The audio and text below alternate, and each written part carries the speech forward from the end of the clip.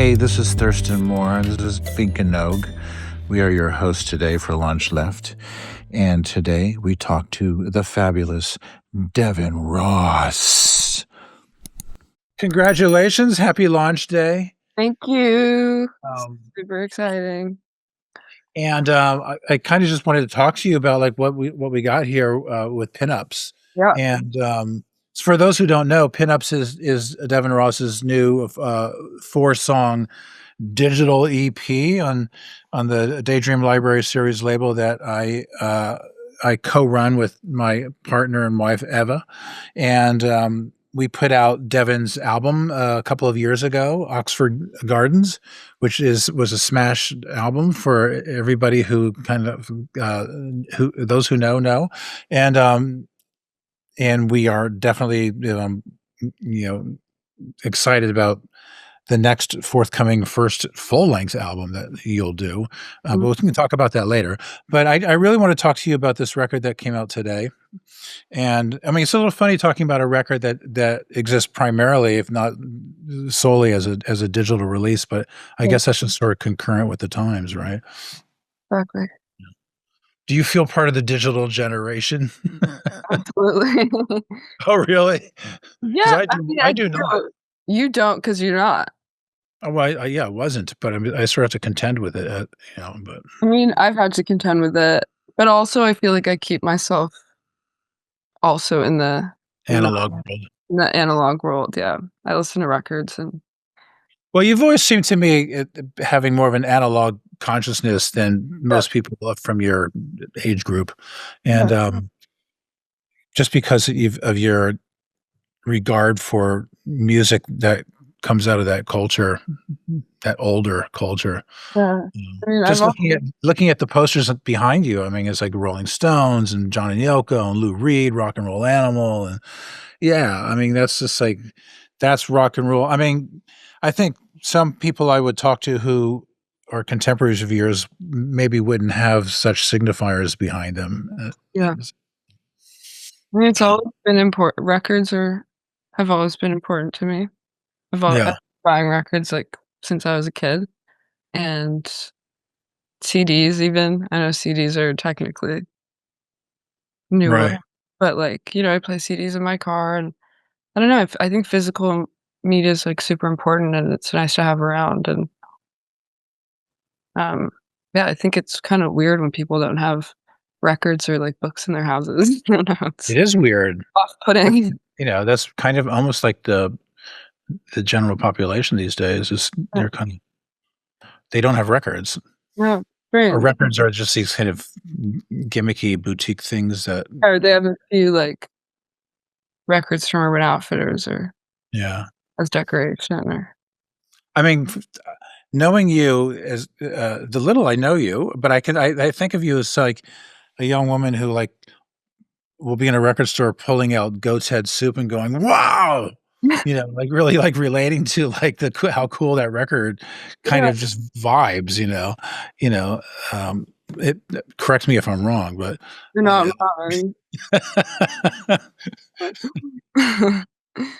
wrong. So these 4 songs, I mean, let's get a little slightly forensic with it, if you don't mind. And I should just sort of say, this record is available to hear certainly through its Bandcamp release, but it'll be heard through all the typical digital streaming outlets, whether it's Tidal or Apple Music or Deezer or Amazon or Spotify or Audio Max, SoundCloud, Pandora, YouTube, all of them.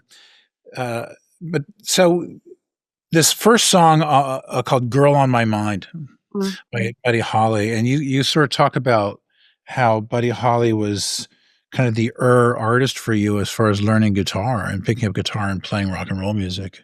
Yeah, I've always loved Buddy Holly.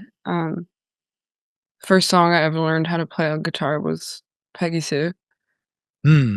And I still like pick up guitar and play Buddy Holly songs like all the time. It's like everyone has their like thing they do when they pick up guitar and they start playing. And I feel like I just go through the Buddy Holly catalog all the time. And yeah, I don't know. I've always loved his kind of like It's just so simple. Well, yeah, it's like 1956, 57 kind of Yeah, recording. it's Yeah. super girly. The way they recorded it is so cool, and they recorded it in Texas in this tiny studio with this guy who owned the studio, and his wife would play the keyboard, and just Right.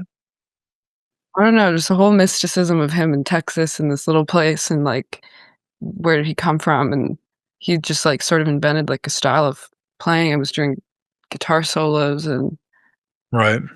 pretty, like, yeah, it was early rock and roll. I mean, those year I mean, you would imagine, like, being in Texas in the late '50s that you're really coming out of where country music is, like, the only music in a way. Especially And in that, like, small I mean, I went to that town last summer. It's called Lubbock, Texas, yeah. and it's so small, and I can't imagine how small it was in the '50s. I mean, Huh. it's I really never been to Lubbock. I always wanted to. But it's that's where the Buddy Holly house is, the museum or whatever? museum, which is incredible. It has Yeah. all his guitars, his glasses, like, his lyrics. That he runs that town, like, that town is, like, Buddy Holly town. Yeah. Well, I mean, he was a superstar. He's Yeah, one of the with the first rock and roll superstar, or at least one of them. yeah. But that's amazing that you went there. And how did you I mean, so there's Buddy Holly music in your house. I mean, I imagine this is from your parents having rock and roll records in your house, like I mean, Buddy Holly. when I wanted to learn guitar, my dad was like, "Buddy Holly, this is where you should start." Oh, really? Yeah, That's great advice. he taught me 'cause what, you learn how to play, and it's like, you learn an A chord, learn a D chord, learn an E chord. Okay, well, you can play every Buddy Holly song. So once I Amazing. learned those 3 or 4 chords, he was like, "You can play this song, this song, this song, this song," and that's when I started, I guess, like, training my ear to learn music from just listening to it. That song, "Girl on My Mind," um, it's not written by Buddy Holly. It's written by somebody named Jim Denny, Mhm. who was like he was just a country he I think he was a Grand Ole Opry guy. Yeah, He kind of was sort of doing studio stuff and writing songs for people, and that record I mean, it's on the Buddy Holly album, um, That'll Be the Day, which I think is his first record, his yeah. first album. That song is, like, a little bit weirdly a deeper cut, 'cause I Yeah. Yeah, that's why I was so kinda surprised by it. yeah, like, I feel like I wasn't listening to that song, like, when I was younger. I feel like I It found that song a little more it was a single. I mean, they released almost every song on those albums as singles, at the time, but it was a single, and it's funny 'cause the Jim Denny guy who wrote it, I mean, he was just kind of a square, but it was such a it's a really kind of stirring song because the B-side of that single is another song by the same songwriter, and it's called Ting-a-ling, so it's a little more like that's probably more typical of his output, but, yeah. um, Girl on My Mind, I mean, those lyrics, I was kind of reading the lyrics, and they're really I mean, they're just these lyrics are just total adoration, aren't they? I mean, "You're mine to adore, girl on my mind, please say you'll be mine. Please, please say you'll be mine." All this it's like it's just like it really doesn't say much more except for, like, "Girl on my mind." I mean, it's just like and in some ways, that's kind of almost like this kind of it's almost like this kind of, like, psychedelic mantra, like, "My mind, the girl on my" I also only sang, like, half the song. I don't even think I got to the Well, it kinda just it's just sure the lines just somewhat repeat. I mean, as far as, like, what the intention is. This is like, "Please come back to me. I love you with all my heart. With you, I want to be. I want you to be near me. Is that too much to ask? What girl on my mind? Please say you'll be mine." You're yeah. Here, the rhyming of mind and mine In is pretty mine, I love that shit. I love a fake rhyme. When it hits, it hits. Um, Well, it was released in 1958, which, for me is, like, really heavy because I was released in 1958 as well, so Thurston that kind Moore was released in 1958. I mean, I think it was recorded in '56, but I think I was, you know I like the fact that the records were released. I mean, I always looked at 58 as like the first year of rock and roll, but it kind of, maybe it's a little earlier. I think it's the first time records start popping up that are Yeah, considered. people started tuning in. I mean, it's kind of weird, funny because Buddy Holly, even when those first records come out, it's like, I mean, I guess they're calling them rock and roll records, but everybody's sort of scared of it in a way, or it's just like it's considered so juvenile that, I wonder, if they're looked upon in, like, with some confusion, like, is it a country record or is it a rock and roll record? Like, what is it? I You know? think it's most terrifying to Yeah. people, but we listen to that now, and that's, like, nothing compared to, like, the No, other no.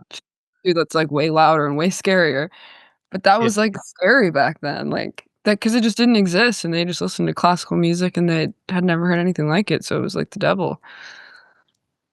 All these versions of these songs that you did, it's really interesting because, when you listen to the originals, they're really sort of minimalist songs, and you sort of keep that minimalism, but you also you sort of flood the songs with, like, with just guitar and, like, and they're far more sort of overamped than the originals are, which gives it a whole new vibe. Is your vibe, and it's really great. I really like it. Yeah, Um, the only other band that did That'll Be the Day that I know of is a band called Flat Duo Jets. I think they do a cover of that song, very cool. which I'm not really that familiar with. Moving on to the Randy Newman song. Is that the second song? Um, I think so, yeah. I think I don't. Didn't you sequence your? Yeah, I'm like, "Yeah." Yeah, yeah, that's the I second think it goes I like. sequenced that I myself, yeah. think. I think "Living Without You" is the second song, Yeah. and now the lyrics get a little more heavier, at least a That little more. song is like I mean, I love the Harry Nilsson because Harry Nilsson did a record of all Randy Newman songs. Right, yeah. Nilsson sings Newman or something. Yeah, Yeah, it's just, like, so heart-wrenching, and there's a video of Randy Newman singing "Living Without You," just him and a piano, and it's just, like, so, like, heavy. I just is love that that every version of that song. is that the first version you heard? Was the Nilsson version? I heard the Nelson version first, yeah, Yeah, and then I went yeah, back. yeah. I'm more familiar with Nilsson than I am with Randy Newman, even though I know who Randy Newman is and some of his music, but I never really bought Randy Newman records, even though that first Randy Newman album, which this song is on, is supposed to be this really amazing singer-songwriter record of the early '70s. I mean I think he gets a little more arch as he continues through his career. yeah, I mean, he was just one of those he wrote so many songs, like, Yeah. so many songs and wrote songs for, like, the Toy Story film I mean, his, like, career is just Yeah, right, exactly. And I Love LA, which is like, I a Love LA. masterpiece. Yeah, but Nilsson really liked him, and yeah, I mean, even Harry Nilsson had some little funky songs, like, "Don't Wet the Bed Before I'm Dead" or something something like that, or, like, singing about dogs or, he was pretty Yeah, it's far true. and a little bit Yeah, silly. I mean, they were always writing, and they were always, and so, I mean, not everything was like sort of like some heart-wrenching classics. Sometimes they had to sort of have a little fun. Um, but this Randy Newman song, it has these incredible lyrics, that the milk truck hauls the sun up and the paper hits the door, the subway shakes my floor, and I think about you. I think that's amazing. I mean, Very I love clever that. phrasing and, like, so just, like, I don't know, it feels like heartbreak. Yeah. There's Alan Price did a version of it. I don't know if you know Alan Price. He was like a singer-songwriter of some note. And then Manfred Mann did a version of it, which I'd never heard that either. That But Nilsson's version is the one, yeah, that's the one that I know too. yeah. But were you aware of Randy Newman when you were younger? I mean, were those records in the house, or was that album in the house? No, not really. No. It's But you went from "You Got a Friend in Me," Toy Stories. did yeah, really? I Yeah, mean, I might I w the it definitely wasn't around, I think it's too songwritery for my he had a, I think Randy Newman's son was, like, in a punk rock band in LA. oh, sick.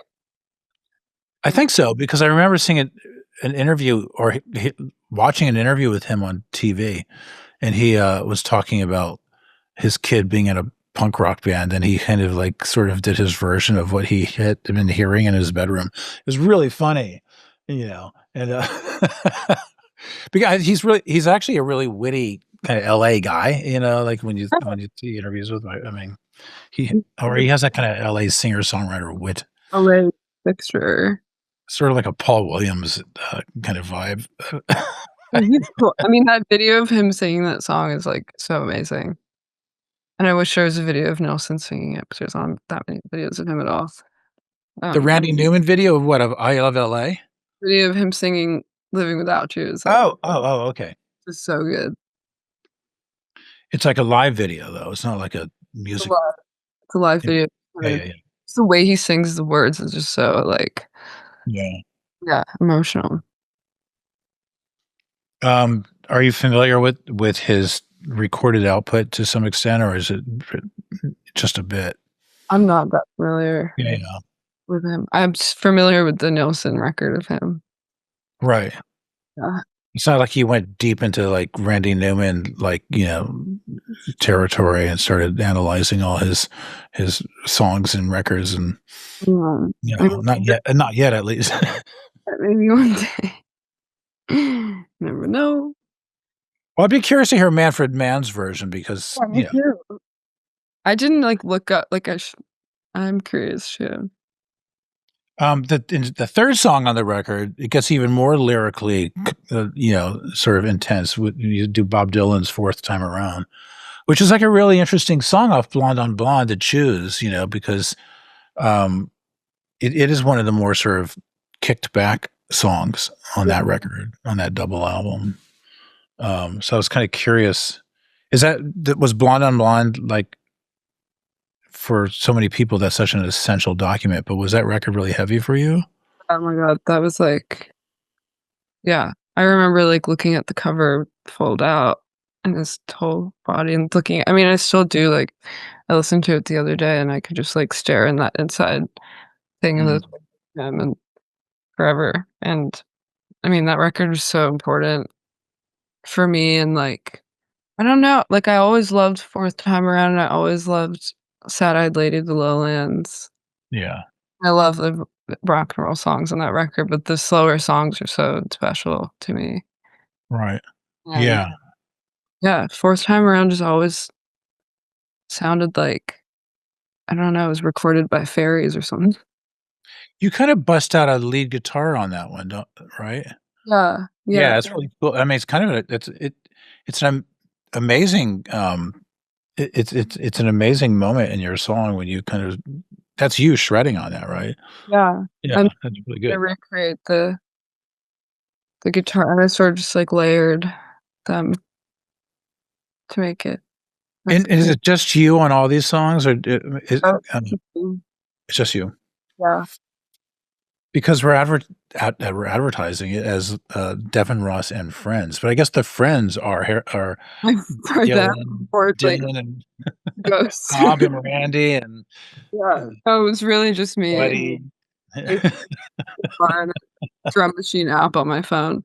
But I think that's kinda cool that those are your friends. I mean, the songs that They're you're really my friends, like, best friends, so you can advertise it as such, but I think it says Devon, like, well, in the press release, it says Devon Ross and Friends, and it's just like, I "Wait, have I don't think there's anybody on the record," but there is a some they are on the record. I mean, it's like those are the friends. It's Dylan and Randy, Buddy.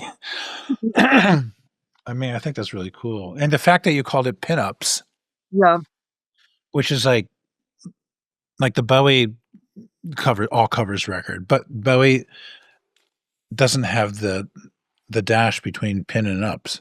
No, You add the dash. I had to add a little something. I couldn't Yeah, call it pinups. yeah, but it differentiates it just enough, but No, with while still giving homage. yeah. No, I called it pinups from like, well, I was just recording them for fun because it's like Right. holiday time. Yeah. I was, Yeah. I was around, and then I was like, oh, these are kind of cool. And then yeah, and then you sent it to us, and we're like, "Oh my god, this is great. Let's put it out." Yes. And then I was like, I'm gonna call it pinups. Well, I just started calling it pinups as just like a working No, title. I think it's really good. I mean, I mean, it's like in some ways, it's like I've it's just why not? I mean, so it's almost like the Replacements calling their record "Let It Be" or something. Exactly. I always loved that. Yeah, but it's just like, why not? That's a really good title, why can't we use it too? And it's just like, this is our Let It Be. I mean, it's just like it's an aesthetic, that you're kind of like connecting yourself with, because it means so much to you. And Pinups in a way is like such a weird Bowie record because when it came out, he was really he was such at the peak of his commercial, profile, his powers or whatever. And so he puts a full on, covers record out. It was just, and in some ways that wasn't a thing people were really doing, it became something that, it happens quite a bit these days where people will put out a covers record, but, I mean, Beck just did one, and, Sean Marshall did one, but it's like, and people do them all the time to some degree. But at that time in the, was it like Pinups is like what, 74 or something like that? But it's like nobody was doing that. So it was really kind of like, there was something really thrilling about it. It was kind of audacious a little bit. The only Like, other artist who was really, I don't know if he beat Brian Ferry or not, because when Brian Ferry did his first solo album, it was all covers. I love And the hard rain, yeah, Santa Fall. That's a good one. yeah. So the two, in some ways, I sort of suspect Bowie thought he could see how amazing and cool Brian Ferry's record was. That idea. He was just like, "I'm doing that." Now I'm gonna do it. I'm gonna do it even better. Songs there, and you can just do it whatever you want with it, and it's like Yeah, there's a certain type of like freedom to it, I think. and it also kind of has this power in a way because I mean, it's sort of like you're like a DJ or you're like making a mixtape or you're introducing music to maybe people who wouldn't have heard these songs. Yeah. I think with the Bowie record, even the Brian Ferry record in the early '70s is like, I mean, there was a few songs on those records was like, I didn't know those originals. I first heard them singing them. Yeah, like that song "Sorrow" Yeah, on exactly. Yeah, I sorry. thought that was a Bowie song my whole childhood. Right. I didn't find out till later. Yeah. Same with me. When I first heard "Sorrow" by Bowie, I was like, well, that's the first time I heard that song. Yeah, me too. And then sometimes when you hear the original, you're just like, I like the cover better. Sometimes the cover is better. Yeah, totally. Um, we never really did covers so much at all. Well, we didn't know how. I do like that the Dylan cover. Oh yeah, there's a couple of Dylan trivia records that like Lee has played on. Oh, yeah. You I sang, what I song? played I sing a couple. I'm I not sing there. I did Sitting on a Barbed Wire Fence and for one record, and then I sang something on the Todd Haynes Dylan movie. Yeah, that one. I like that one. I'm Not Here. I sing that title song. Um, but enough about me. This is this is about Devon Ross's new record, not about my past glories. The but I love your version of that song. I mean, it's like it's really wonderful, and I I hope Bob Dylan hears it. Me too. Man, I mean, you're not that far. He lives in Malibu, doesn't he? Can't you just go there and probably throw it over the gate or something. throw a cassette at his window? Yeah. Um, She said, "Don't waste your words, they're just lies." And I cried. She was deaf. She worked on my face until breaking my eyes and saying, "What else you got left?" Did you memorize the lyrics, or were you just That one I couldn't. he had a sheet. He had a lyric sheet. He had a I cheat had to sheet. look at I had a cheat sheet. Have you ever met Dylan? Lyrics. I've never met Dylan. Have you ever met Randy I Newman? want to. Never met Randy Newman either. I've seen Dylan play a bunch of times though. Yeah. Yeah, but I mean, I'd love to meet him, and also I'm okay not meeting him because he's Bob Dylan. You never crossed paths with Jacob? No, never. He's a nice guy. Yeah. Met him a couple of times. A long time ago. Yeah, we'll try to get it to him. Yeah, let's try to That's gonna be my job. like, even if he hates it, like, that's sick too. I think he would really like it, actually, to tell you the truth. That'd be cool. And then the last song you do, or the fourth song at least. I mean, did you do more than these four, or is this the four? I did I tried to do "Wah Wah" by George Harrison. Oh, really? You Like, tried to? I like, grunge, and it was the riff is the original riff is like, "Bow down down, da da da," and mine was like, Yeah, yeah, "Down, down, da." And then I went to try to sing it, and I was like, these 4 are good." I'm not gonna, like yeah. it was yeah, it was good. Get it Maybe in. one day I'll revisit it, but it was, like, a little too tough for me to sing. That's amazing. I would like to hear your version of Good Wawa. try. I'll send you the half-baked version of that It's song. like you did it's like more sludgy kind of like Sludgy. riff? Yeah, Yeah, yeah. yeah. Amazing. And then I think I also did a few did a few extra ones that didn't make the cut. Well, we'll see how this one does, and then, if They want more. the demand after today, we'll know, 'cause it's Bandcamp Friday. Um, Harry Nilsson, so now we're talking about Harry Nilsson again, Mhm. the real deal, and, doing this song, "Don't Forget Me." What album is "Don't Forget Me" on? Some Pussycats. Oh, yeah, the one with Created Lennon. by John Lennon. Yeah, yeah. Yeah. The Lost Weekend record. Yeah, exactly. That record's incredible. And Lennon sings on that song, right? He does I he don't doesn't do verses or anything. He just sort of sings along a little bit with, like, on the You can hear his voice in certain or you can hear, like, a yeah. back or because he was kinda they're egging each other on and He's there. They're just, like, in the they're studio fucked up. having He made Harry Nilsson, like, lose his voice because it would be like, "Who can scream the loudest?" or, you And know. what drew you to that song?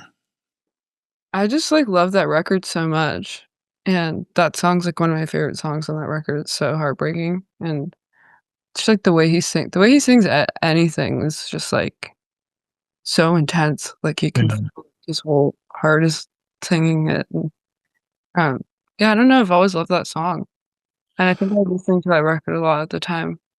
Um, What's the first Harry Nilsson song you heard that you were like, "Oh my god, this is incredible"?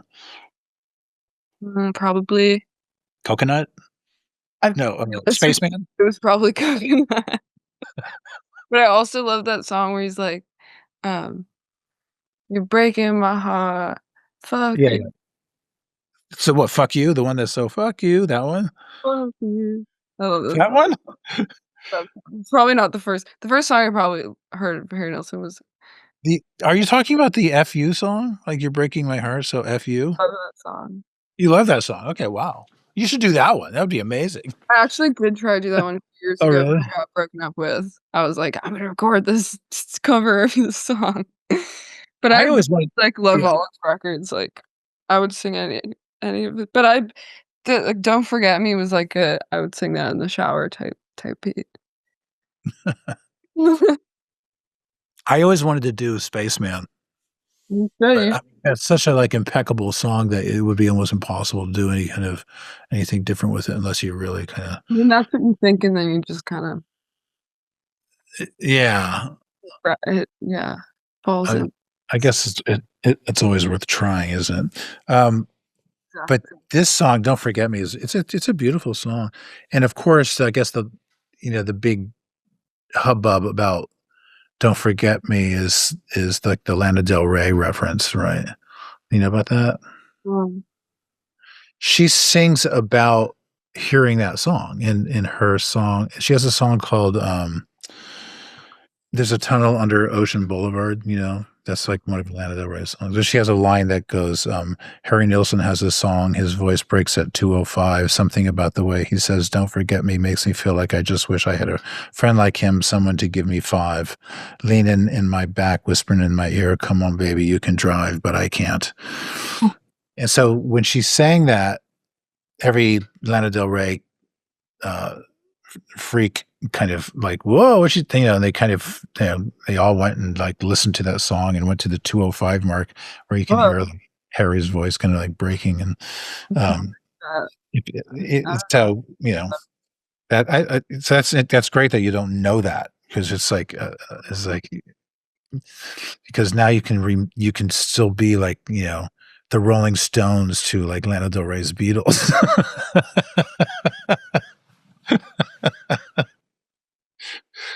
Or yeah, at least the Black Sabbath sure. to Lana Del Rey's Grand Funk. Yeah. Um, yeah, in the wintertime, keep your feet warm, but keep your clothes on and don't forget me. Keep the memories, but keep your powder dry too in the summer by the poolside. While the fireflies are all around you, I'll miss you. When I'm lonely, I'll miss you. I'll miss the alimony too. So he kind of is always having like fun in his lyrics, but they're also really just kind of Fun and super heartbreaking. Like yeah. that was kind of maybe the type of person that he was. I think Macy Gray did a version of that song. Um, this is just from my research. I don't really know this stuff, but I know that You clearly like she did a version of it. The Kinks supposedly did a version of it for Village Green Preservation Society album, but it was left off of it. It's like an outtake, but supposedly it's a really cool version. I don't know it. Nico Case did a version of it. Anyway, and some band called The Head and the Heart. Like, but your version is the best one, even though I never heard any of the other ones. So I'd love to hear the Kinks one. That sounds. but yeah, I don't know. I mean, I don't know the Pussycats record that well. You should listen to it. Yeah, There's this. I always considered it to be like this record that they kind of did, you know, like I said, like it was like a lost weekend with like Lennon and Nilsson legendarily, and like so the music that was being made then with those guys, I just like for some reason I never really took it. I never really listened to it so much. I mean, I kind of I mean, it's know. so cool because it's them. Like it's so just them too.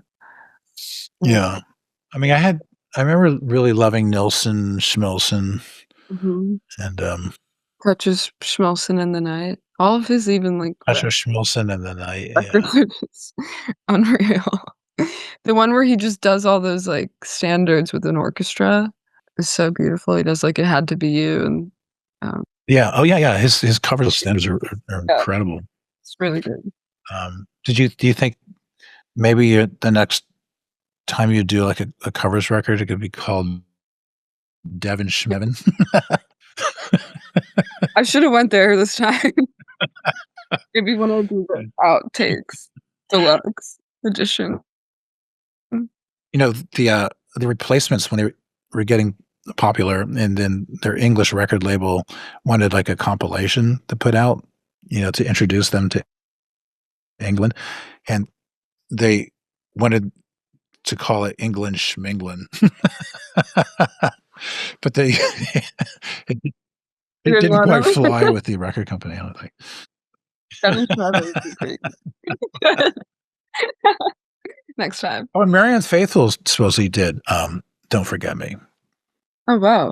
which I'd be curious to hear. I think she did. I mean, I read that as well somewhere, but I mean, I like the fact that you know, with cover songs, you know, you kind of want to sort of like be the one discovering a song and being the only one who's like doing the cover. But it's just like it's great when it's kind of a, you know, the song allows itself to be interpreted by so many diverse voices in a way. I think that's really cool. And yours is like completely unlike anybody else's version, obviously, which is like kind of really amazing.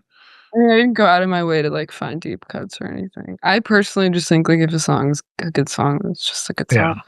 Doesn't have to be, Dylan's pretty. Well, I think when I play this music for anybody who's visiting, they don't go like, "Oh my God, who's doing that Dylan song?" They're just like, "Wow, what is this?" Because it sounds like it sounds really sort of it sounds like its own thing, first, before it's like, "Oh, it's a Dylan song." I remember the Beast Boys when I was, like, doing it. Yeah. Yeah, but they're really in some ways they're very honest to the original versions. It's not like you're being kind of getting all kind of avant-garde with them or anything like that. I didn't really try to go avant-garde. I think it just is, like, the way that I Yeah, record is, like, the way I always record, and yeah. it turned out that way. Um, we are very excited for your forthcoming full-length album. And do we have any clues? Rockin'. Is that and Wow. Did you loud and cool, and yeah, like, same but different. is this something that you would like to sort of have out before the year is up? I would love that, yeah. You think it's possible? Yeah, I mean, the Okay, songs then let's do it. okay, down. The songs are pretty much, like, done in my opinion, but, yeah, there's definitely more work to be done. Yeah. Well, that's So, good. And are you recording in LA? I've just been recording at my house, like, just me. Yeah, well, that's great. I mean, I love that. I think to me that that that intimacy and it can really be heard and felt in the records. Only way that I can, I think that's really cool. like, singing alone. Yeah. Yeah, Yeah, yeah, like stay away from top-notch studios. yeah, I think I get the best out of myself if I'm by Yeah, yeah, myself, and there's no for sure. shit going on. I totally concur with that. Any do you, any, film stuff coming up Yeah, I have a film coming out next or this year, I guess. This sometime this year? called The Deputy. It's with Duke Nicholson, William Macy, and Stephen Dorff. Yeah, It's called The Deputy? called The Deputy. The Deputy? Like, I shot the sheriff, but I didn't I kill didn't the deputy. Exactly. Oh, cool. So that's coming out this year? Some point this year, yeah. I'm not sure when. Videos? Would you do any videos for any of these songs? Yeah. Mm, no, maybe not. No, okay, yeah, don't, okay, you don't have No, to. I don't think so. I mean, Yeah. I have such an appreciation for videos, but I don't know. I feel like it has to be, like, just right time, right place, everything works, Right, and yeah. yeah, I feel like it's weird these days, like, so many videos just slip under the radar, and they're not playing on TV, and people have to seek them out themselves, and I feel like they just don't. I still think they're important, but I just don't think they hit as hard as they used to, Mhm. unfortunately. Yeah, I mean, I guess you can, you just do some kinda TikTok video or whatever. Yeah, that's So exciting. but I do love I mean, I love music videos so much. There's just Right. no platform for that. It's just not the same as it used to be. It's not.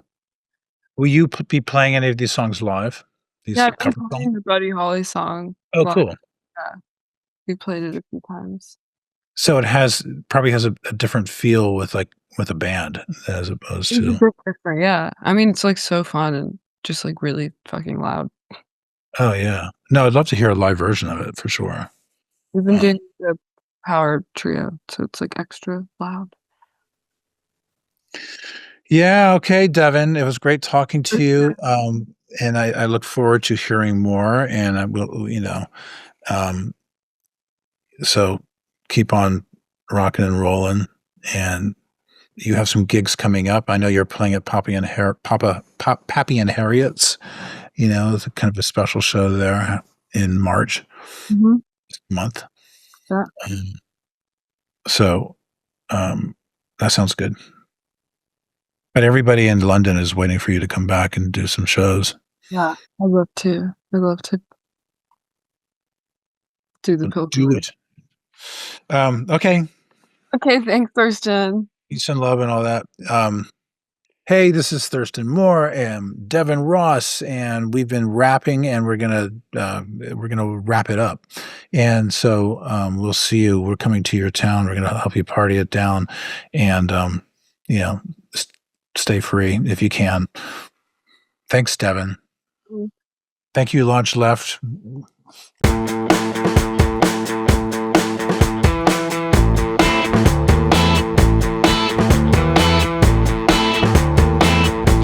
You got it too good, 'cause you can't have nothing less. Hide it all away, close your eyes, take the books off the shelf. Do you believe it? If you can't feel it. The man in black's got a knife in his hand, can't you see it?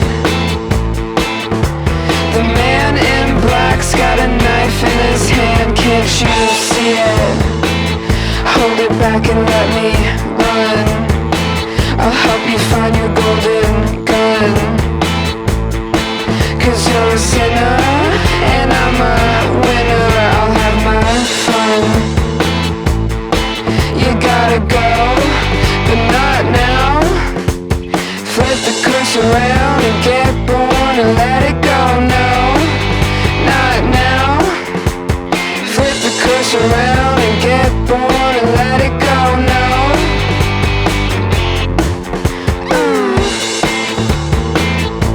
I'll wait for you to prove it. Pat down and let me lose it. 'Cause he's next, I'm last. You're wrong. Take it back a little more. Dye your hair, get off the floor. Your standard television couldn't come up any clearer. Your standard television couldn't come up any clearer. Your colored walls make me sick. Your face is fading quick. 'Cause he's next, I'm last. You're wrong. You gotta go, but not now. Flip the curse around and get born and let it go. No, not now. Flip the curse around and get born and let it go. No. Ha. The man in black's got a knife in his hand, can't you see it?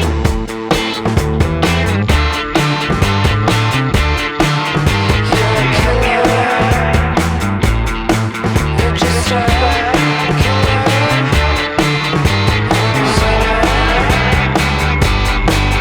You're a killer.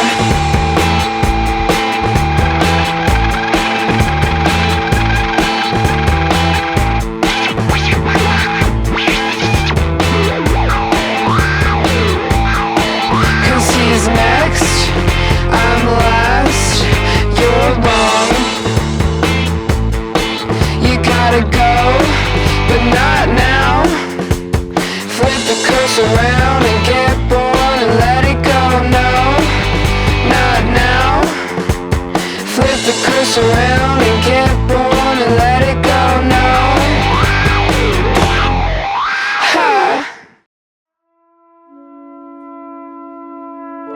LaunchLeft aims to create an intentional space that highlights and empowers all artists for whom radical creativity is not a choice, but a necessity. LaunchLeft begins with music, but its ultimate aim is to launch left-of-center artists in all creative fields.